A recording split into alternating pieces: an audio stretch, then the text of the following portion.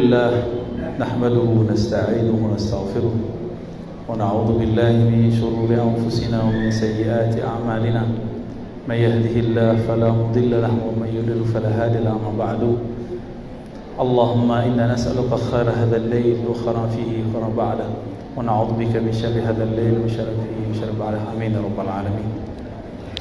Baik Bapak Ibu, saudara, saudari, ikhwan, akhwat fillah dari manapun dan sedang berjalan dan semuanya, semoga dalam ridha Allah Subhanahu wa ta'ala. Judulnya apa Pak? Silaturahmi. Itu bukan judul Pak. Ambol urang Tanjung Godang. Ibu ambol lahir di Siko.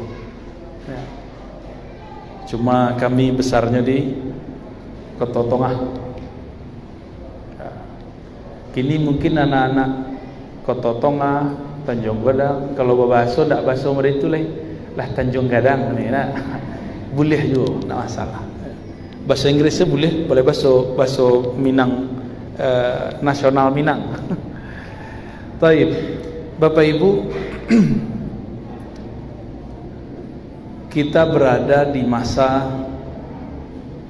yang telah Nabi kabarkan, yang disebut oleh Rasulullah SAW zaman fitnah.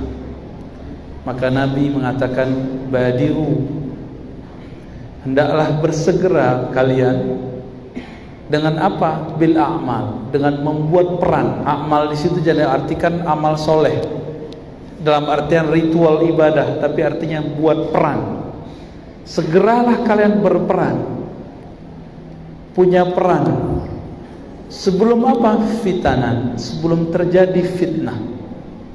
Peran untuk apa? Memperkuat iman. Sebab konteks hadisnya, yusbihur rajulu mu'minan wa yumsi kafiran. Orang pagi mukmin, sore kafir.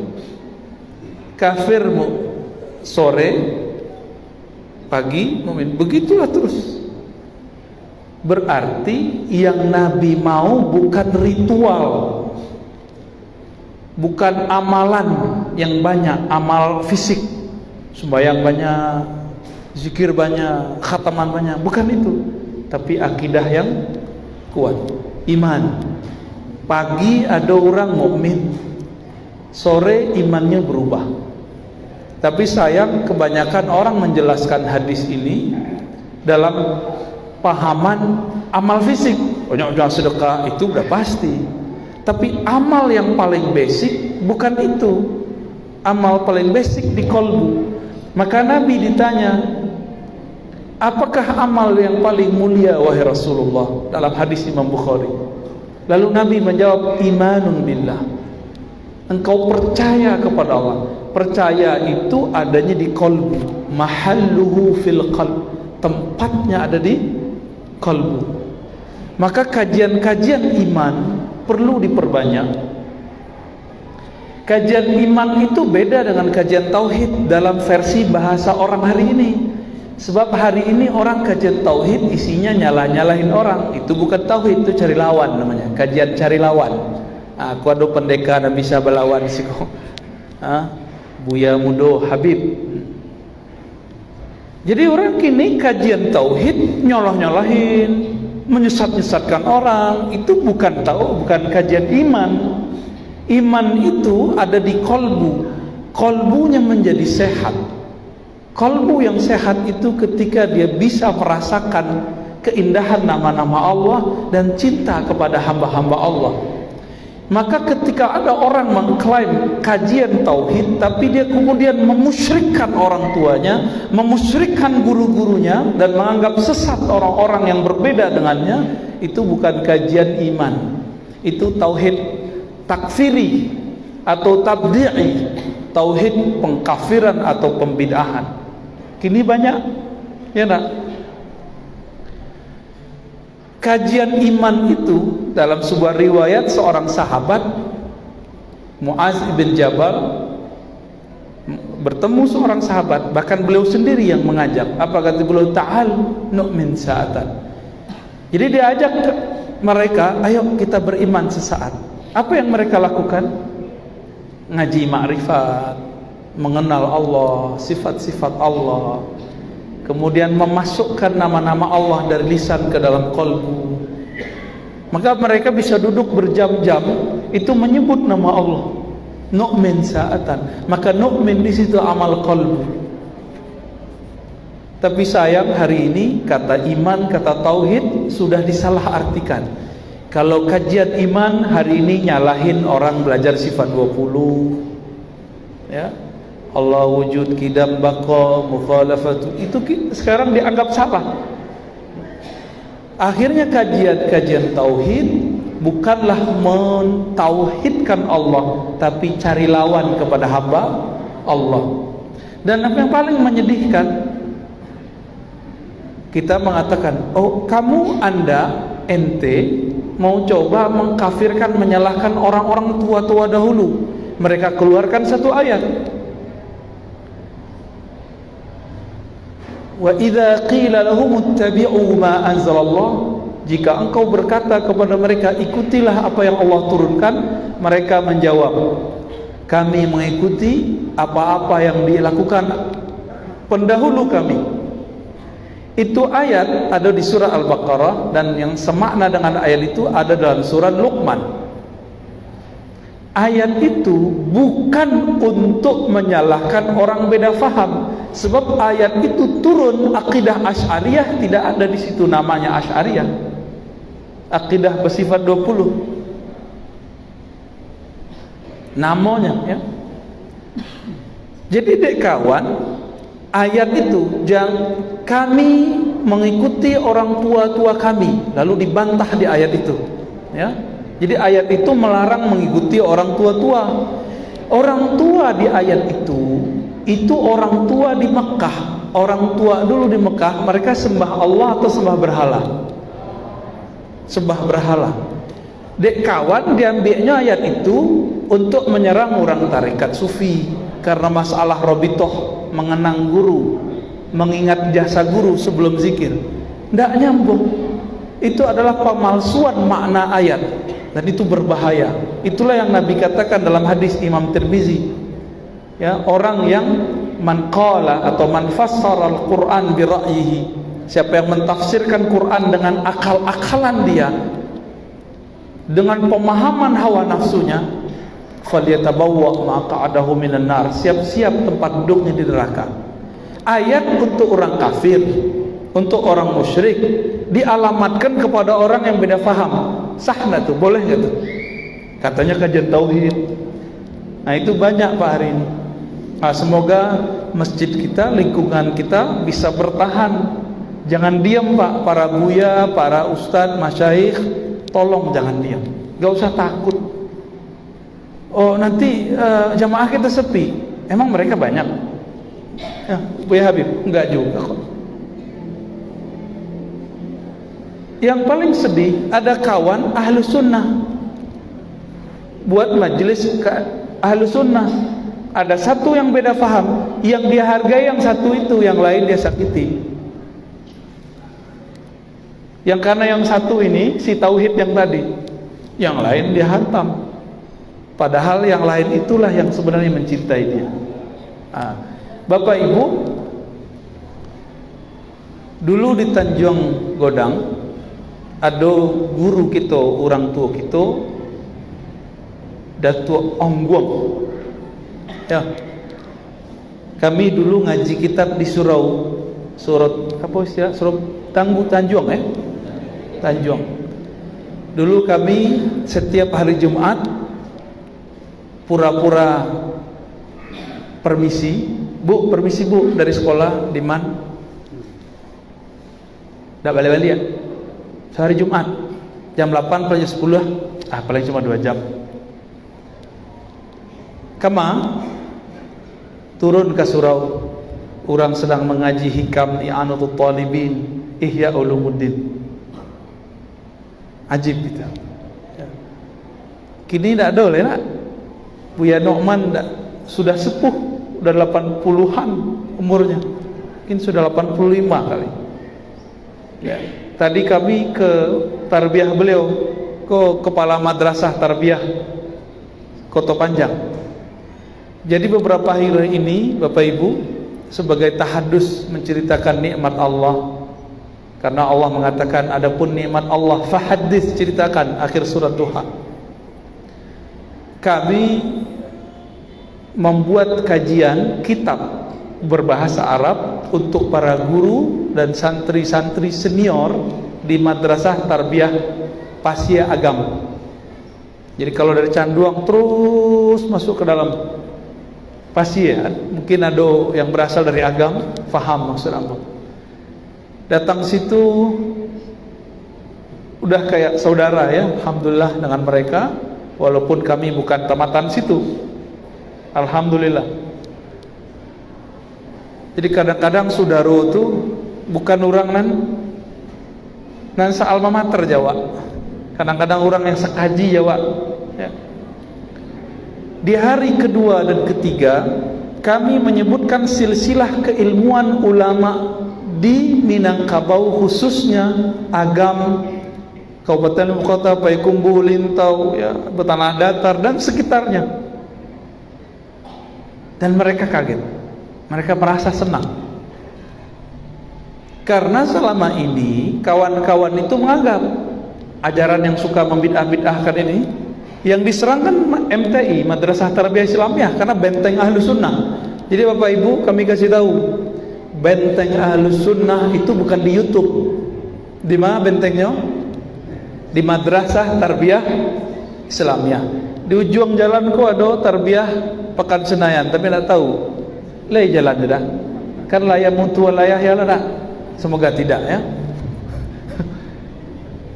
Kewajiban antum kau buya. Ya.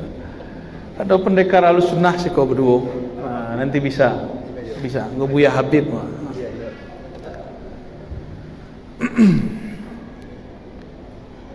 Kami menyebutkan silsilah ilmu orang awak.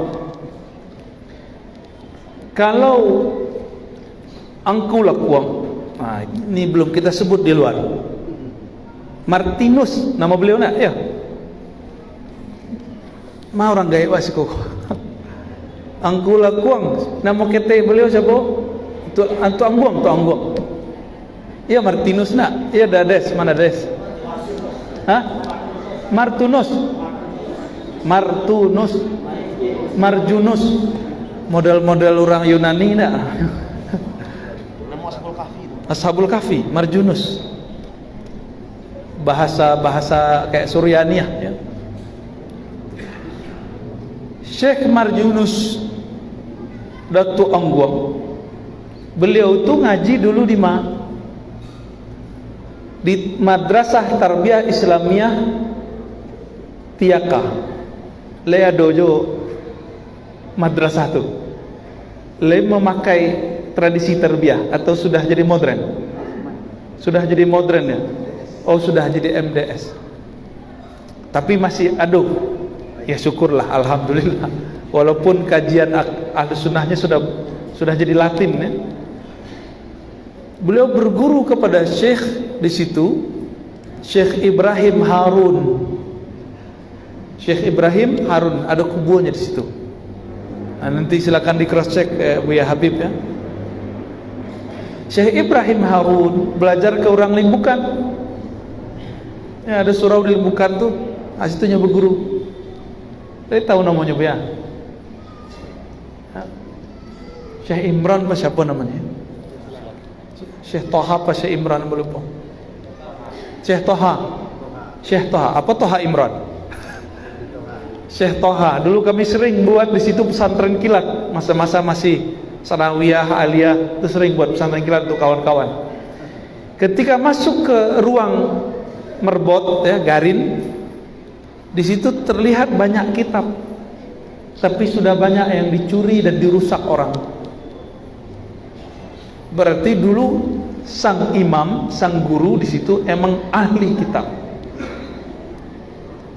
Nah, mereka dulu bersama-sama ngaji ke Mekah. bersama Syekh Abdul Wahid As-Solihi ngaji di Mekah. Bertemulah dengan Syekh Umar Bajunaid, Syekh Ahmad Khatib, orang awak tapi jadi mufti di Mekah, orang kota tua agam. Bertemulah dengan Syekh Hasan Ibn Sa'id Yamani dan ayahnya Sa'id Yamani. Bertemu dengan masyayikh-masyayikh yang luar biasa. Dan mereka berguru, pulang-pulang buat madrasah tarbiyah di negeri kita. Jadi kami membacakan silsilah ilmu. Silsilah ilmu mereka sama seperti yang ada di madrasah tarbiyah Kota Panjang, sama ona. Misalnya kita ambil Syekh Mukhtar.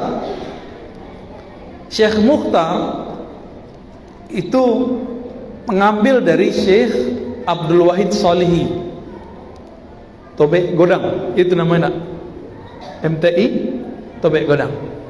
Insyaallah kami isu ziarah ke situ, ya, insyaallah. Tadi kami ziarah ke Syekh Mukhtar Angkul aku.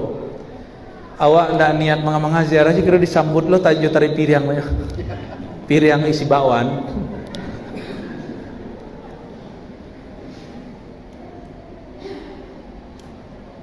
Syekh Abdul Wahid langsung ngambil ke Mekah.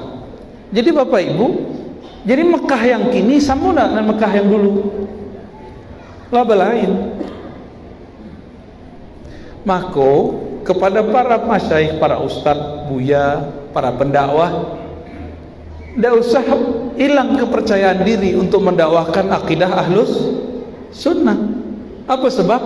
Silsilah ilmu kita itu bersambung kepada ulama-ulama di Mekah, ulama-ulama di Mesir, ulama-ulama di Yaman, ulama-ulama di Suriah, bersambung. Syekh Ahmad Khatib berguru kepada Bakri Syata, Nawawi Banten, tapi jadi mufti di Mekah. Pernah mengajar di Mesir, Syekh Nawawi Banten, Nawawi bin Umar Al-Bantani. Syekh Nawawi itu mengarang kitab dan semuanya pakai bahasa Arab. Dan kitab beliau dipakai di berbagai penjuru negeri. Canggih enggak tuh? Orang awak, orang Indonesia, orang Banten. Nah, dalam skala nasional gue.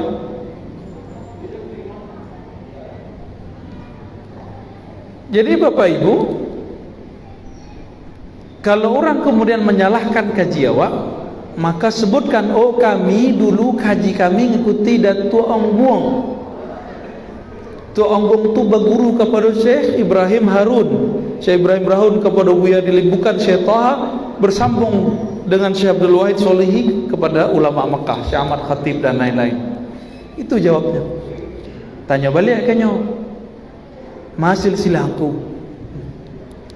Yang paling lucu, mengijazahkan Al-Quran lalu membid'ahkan orang-orang sufi, tarekat Naqsyabandiyah, akidah Asy'ariyah, tapi kita cek sanad Qur'annya kepada ulama itu.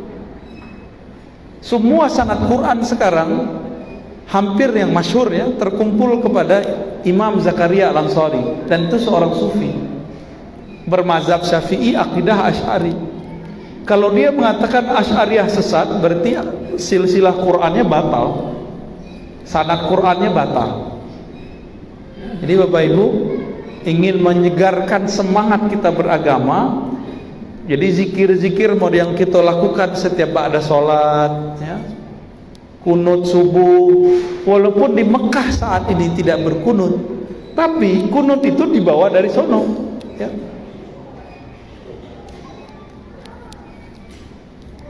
Dulu di terminal ada surau Syekh Muhammad Zahid yang disebut surau Usang. Orang salah tulis disebut Ongkusoi. Nama asli beliau Syekh Muhammad Zahid.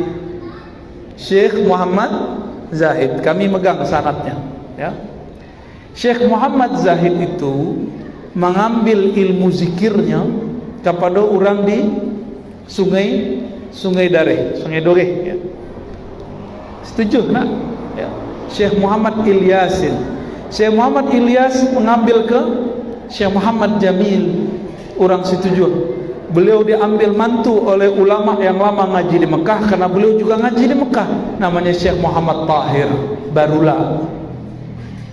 Tapi di situ suraulah jadi masjid, orang sudah nggak kenal, sayang. Syekh Muhammad Ongkusoi Muhammad Zahid. Muhammad Zahid itu punya murid banyak, dan kami datang kepada cucu anak dari murid beliau. Jadi murid beliau orang nyebutnya Kutotongah Petolang tuh, Ayah Sultani. Ya, kuburannya kan di Kutotongah Tengah. Ya, orang Totongah karena beliau, kami datang ke anaknya Syekh Ayah Sultani, dan beliau menyebutkan dulu Syekh Muhammad Zahid minta tolong kepada Engku Ayah untuk menuliskan ijazah. Ijazah itu izin mengajarkan ilmu. Ilmu apa saat itu? Khusus ilmu tarekat Naqsyabandiyah. Jadi kiranya itu tempat orang bersuluk di situ.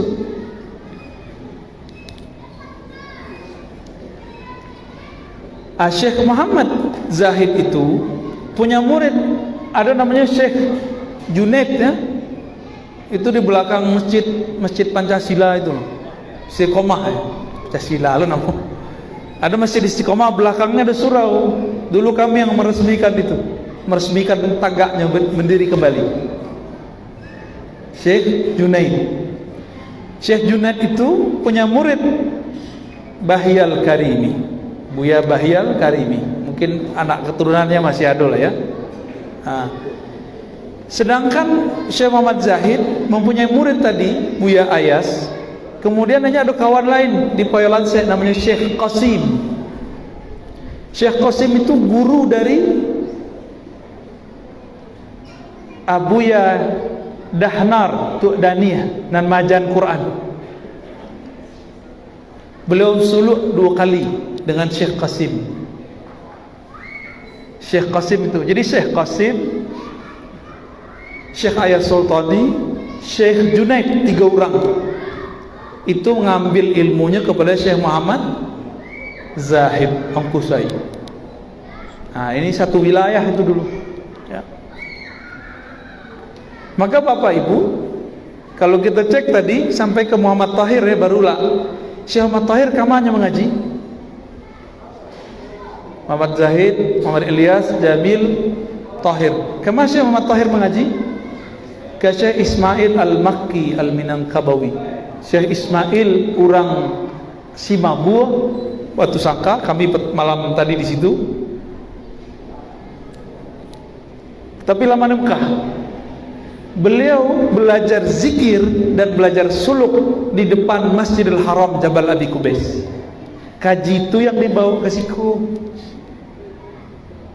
Bedanya Syekh Muhammad Tahir kalau zikir lembut-lembut, la ilaha illallah, la ilaha illallah, begitu aja ya.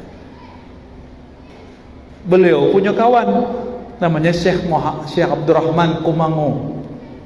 Karena zikirnya bercampur tarekat Saman, zikirnya lebih keras. Lahilah sile Kumangu.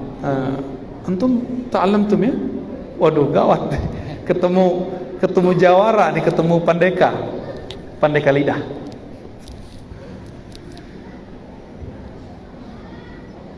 Jadi silat Kumangu itu Bapak Ibu, itu bukan silat biasa, itu silat yang diolah dari zikrullah.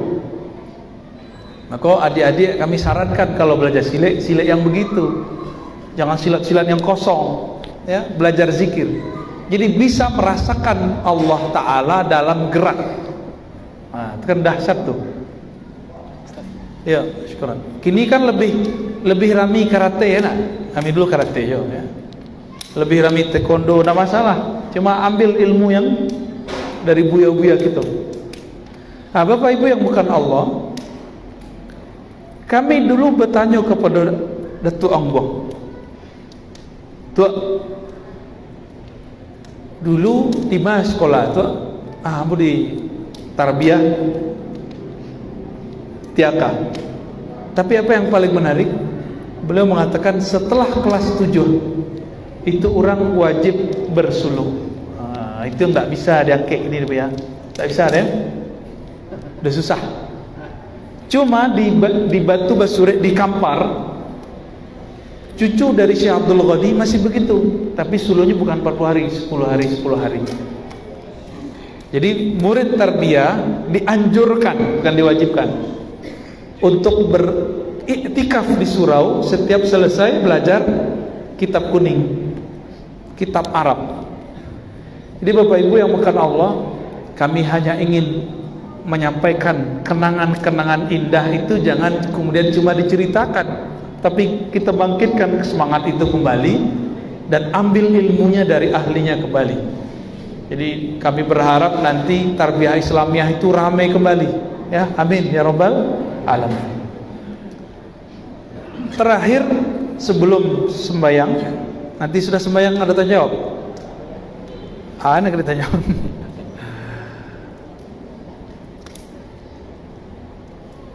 Kembali kepada materi kita tadi, Nabi ditanya, apa amal terbaik? Beliau menjawab, al-imanu billah, ilmu iman. Iman itu mahalluha fil qalb, tempatnya ada di kolbu. Di kolbu. Nah, pertanyaan, kolbu itu apa? Hati jantung, hati liver, atau otak? Nah, kedokteran dan psikolog tuh debat tuh. Tapi Imam Ghazali dan para imam-imam terdahulu tidak pernah berdebat. Nggak pernah berdebat. Kolbu itu dibagi dua istilahnya. Ada kolbu yang zahir, namanya kolbu sanubari, banamulah jantung. Beberapa aliran kebatinan salah kaji, keliru. Dikira gerak jantung itu gerak kalimah Allah, bukan. Sehingga mohon maaf, beberapa kajian-kajian kebatinan kalau ingin putuh kaji, bedah ayam sedang hidup, diambil jantung, dia lihat jantungnya, itu zolim. Kalau mau gorok dulu, ya. Kalau kini kan nggak perlu begitu, ya. Di handphone tuh ada jantung yang bergerak-gerak, emoticon namanya. Tinggal tunjukkan aneh. Kalau mau ingin menunjukkan jantung. Sayangnya yang begitu disebut tasawuf, padahal itu bukan tasawuf, itu kezaliman. Tolong diluruskan buya-buya, dan kami yakin sumber kajian ilmu itu nggak seperti itu mengajarkan. Ya.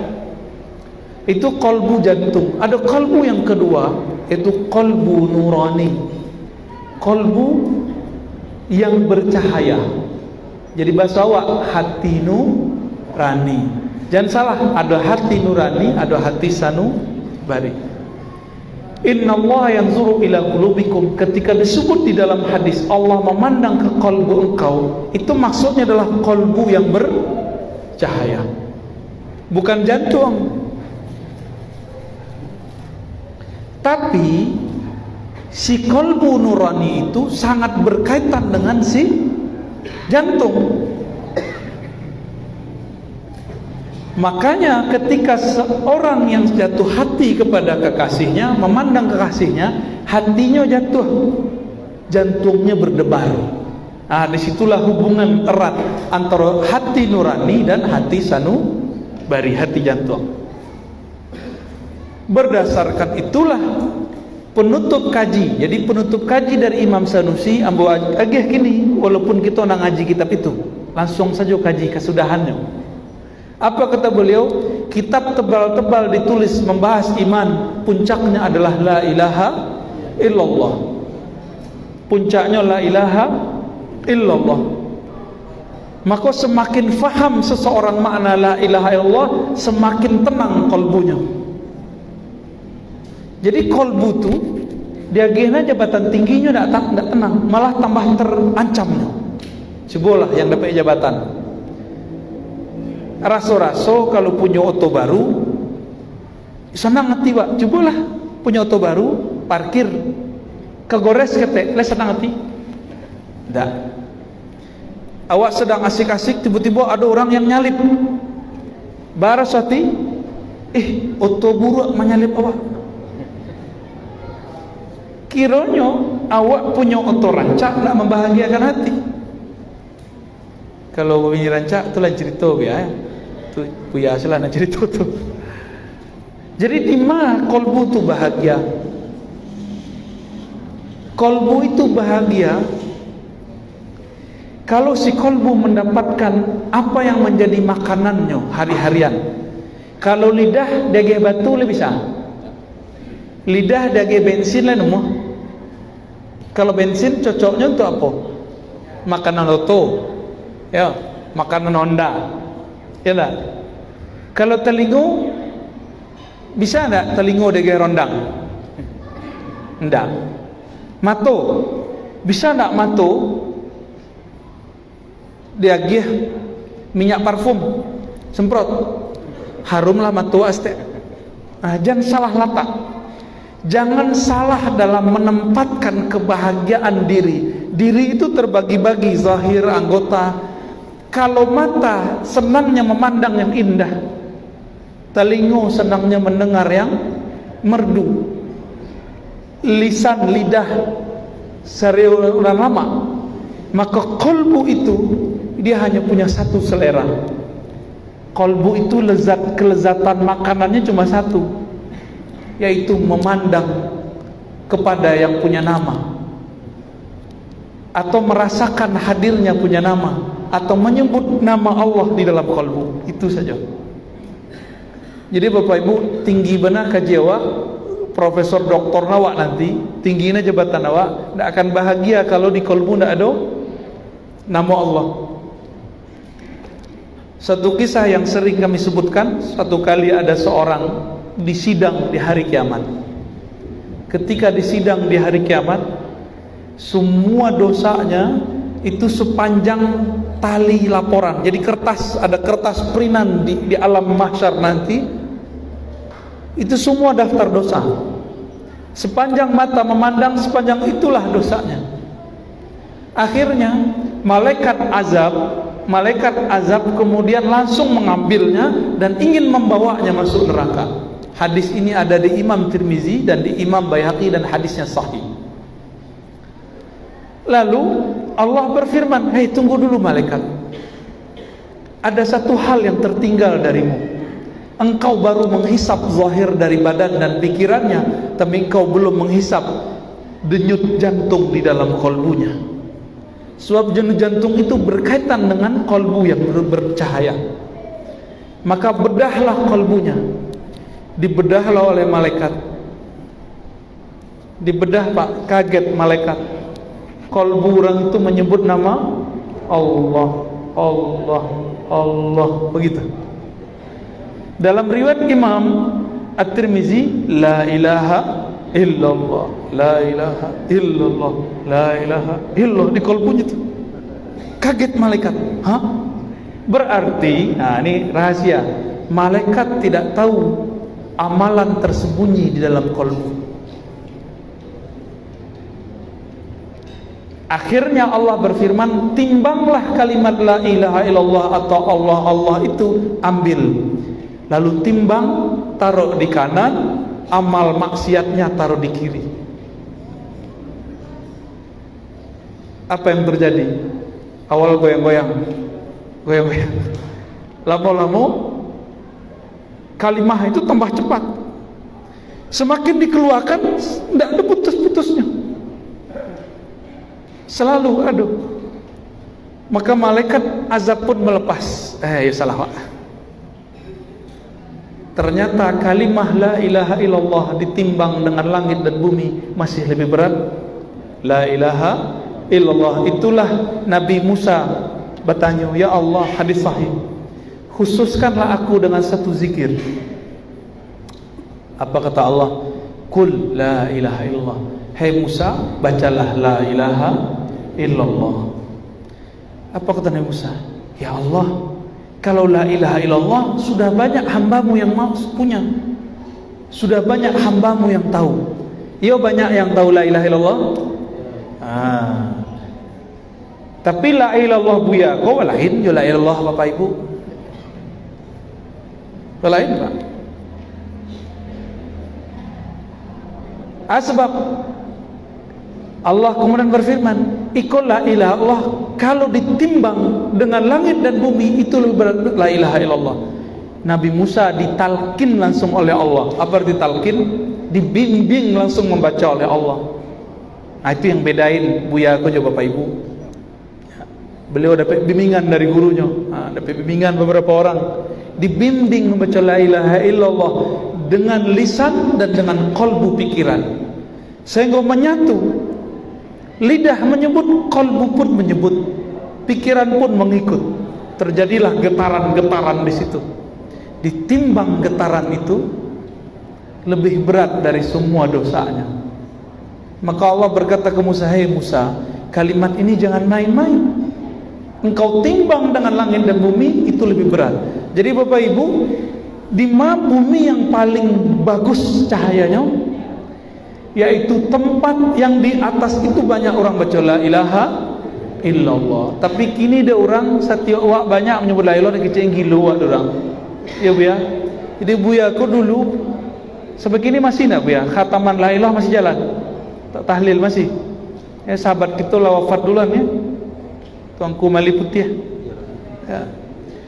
Beliau lagi tahlil mencontohkan la ilaha illallah yang bagus kepada jamaah, langsung lewat. Langsung Allah cabut dalam waktu yang indah. Coba bayang deh Bapak Ibu, ada Buya siko nak ambo lah. Ambo deliko cara baca la ilaha illallah Bapak Ibu, ditunjuknya dari beliau. La ilaha illallah. Langsung jatuh. Indah lah tuh. Indah. Lain nemu wafat dalam keadaan begitu. Ambil ilmunya dari ahlinya, fahamnya ada di buya-buya ahli kitab kuning, cara membacanya ada di orang-orang tarekat. Silakan diamalkan, cari mereka, cari yang cocok jawab, tidak cocok jangan dibasuh ya. Jika Nabi Musa zikir tertingginya la ilaha Allah, maka Nabi Muhammad pun mengulang afdalul dzikri la ilaha illallah. Zikir yang paling mantap itu, paling lezat itu la ilaha illallah. Zikir paling berat masuk ke kalbu itu jadi berat.